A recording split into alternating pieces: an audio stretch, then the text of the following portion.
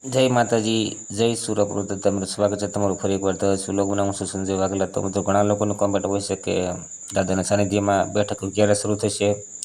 તો આજના જાહેર સભામાં જે બેઠક વિશે બાપુએ વાત કરી છે તે સાંભળીએ. તો પહેલાં સુરપ્રભુ દાદાનું દર્શન પણ કરીએ. ત્યારબાદ હવે આપણે ધર્મ બાપુની જાહેર સભા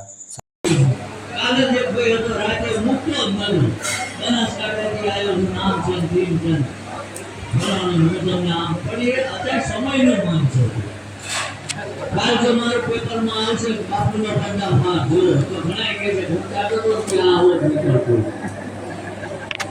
સમજે જાય ને તું હાઈ વાત એ મહત્વની કે જે કોઈ આ સાનિધ્યને હાલ અમે બેઠક એટલા બંધ રાખી છે કે અમારી પાસે વ્યવસ્થાનો અભાવ એટલે વાહનનો ત્યાં વરસાદનો કોઈ ઠેકાણું નથી અને કાલ તમે આપણે રીતે દૂરથી આવો અને હારણ કામ પહોંચવા માટે રાત લગી બેઠવું પડે એટલે અમને વ્યવસ્થા અમે એ બંધ રાખી પણ કદાચ તમે આટલો બધો દૂરથી આવ્યા છો તો એવું ના વિચારતા બાપુ મને જોડાયું બાપુ મળીને તો જ કામ નથી બાપુજીના ઉપર બીજા બાપુ બેઠા છે ત્યાં જો તમે અહીં આવ્યા જ છો ખરેખર કહું છું આ મારા પોતાનો પ્રેક્ટિકલ અનુભવ કે ખરેખર જો તમે અહીં આવ્યા છો તો જે કઈ તમારી પાસે ટાઈમ બચ્યો છે ને ઉતાવળ ના કરતા આગલે બધે જો 200 કિલોમીટર 100 કિલોમીટર કાપીને આવ્યા છો ને તો આ જગ્યામાં તમે આવ્યા નથી, તમને બોલાવવામાં આવ્યા છે પરમાત્મા દ્વારા.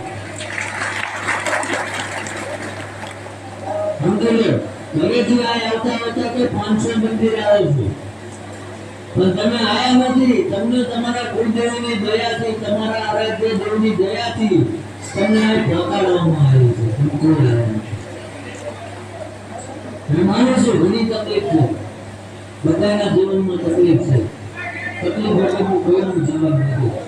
કાંઈ કદાચ તારો એવું એમ કે તમારી બધી તકલીફ બાદ આઈને બધી જતી રહે, તમારી બધી તકલીફ જતી રહેશે, સુખ શાંતિ બધું થઈ જશે.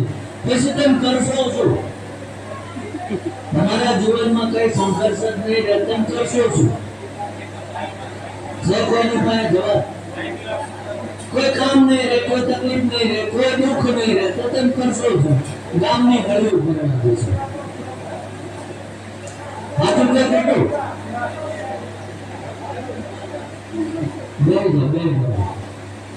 ઘણા આવો છો તમે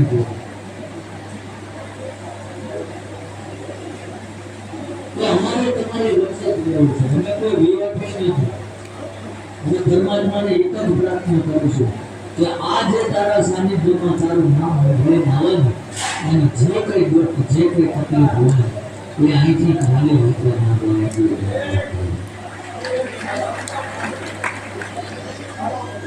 આગળ બધી સરસ વ્યવસ્થા તમને એકવાર સૂચના આપવામાં આવે કે ભાઈ દર્શન પતી જાય અને કદાચ દર્શનમાં ભીડ હોય તો અહીંયા આગળ મુકામ બધા કાયદા કાનૂન શીખવાડો.